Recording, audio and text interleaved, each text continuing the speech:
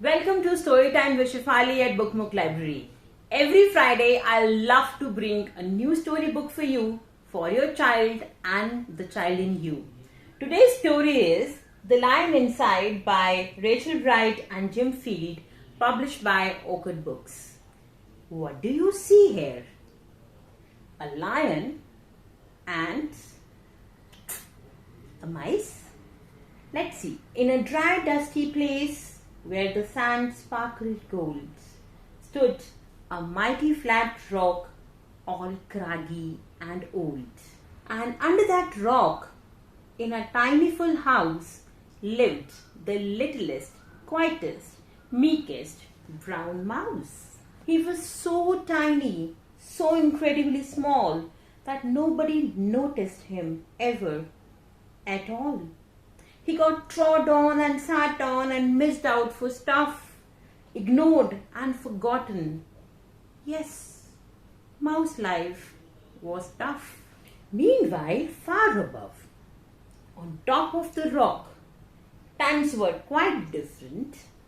It was 9 o'clock. This huge, toothsome creature made sure everyone saw how important he was. By how loud he could roar. He was head of the pack. He was shouty and tough. He loved showing the crowd he was made of strong stuff. Yes, all were impressed by this mighty king cat. If only, thought Mouse, I could be more like that. Can you see the mouse here? The tiny mouse? Then, late one dark night, in his Minnie Mouse bed, the cleverest thought popped into his head. He jumped from the covers and held up a paw. Yes, I've got it. What I need is a roar. What if this mouse with the funniest squeak was a little more and a little less meek? Well, he'll still be the smallest of fuzzy brown mice, but he'll make friends and join in, and life would be nice. Yes, thought the mouse, I must find out how. I will learn how to roar. I will learn it now. But, oh my God, there was only one beast who could teach him this thing, but might make him her feast. It was time to be strong.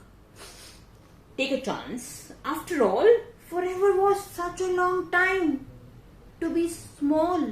So he made himself brave and he thought like a winner. He set off for the top, hoping not to be dinner. He felt like the scariest thing he could do. But if you want things to change, you first have to change you. The further he climbed, the closer he got to the slumbering lion reclining on top. Then at last, as he stood on his tippity toes, he found himself suddenly nose to nose. Pardon me, wake up, Mr. Lion. You've got company. Mr. Lion, what I've come to you for is, do you think you could teach me how to roar? A silence befell that twinkling plain.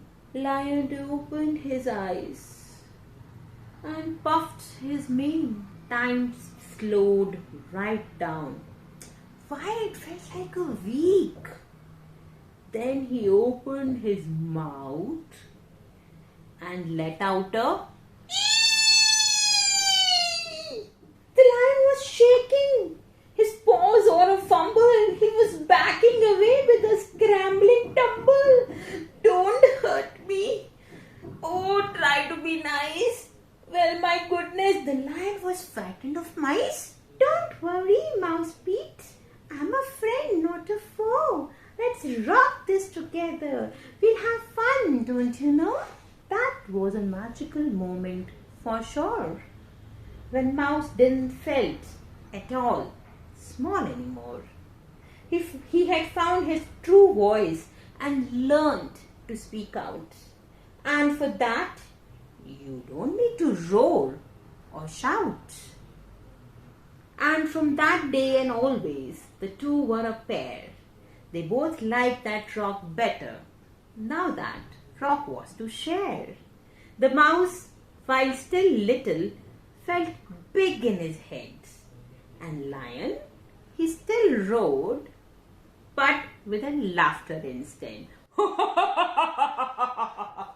Yes, that day, they both learned that no matter your size, we all have a mouse and a lion inside. The end.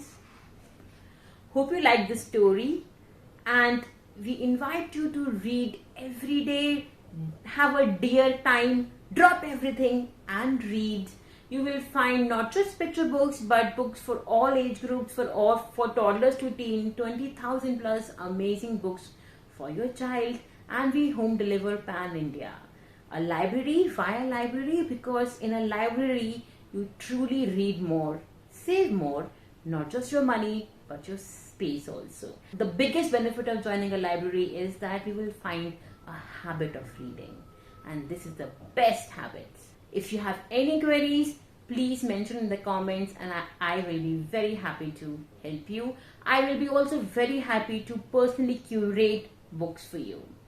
Till then, see you next Friday with another book, another story. Bye-bye.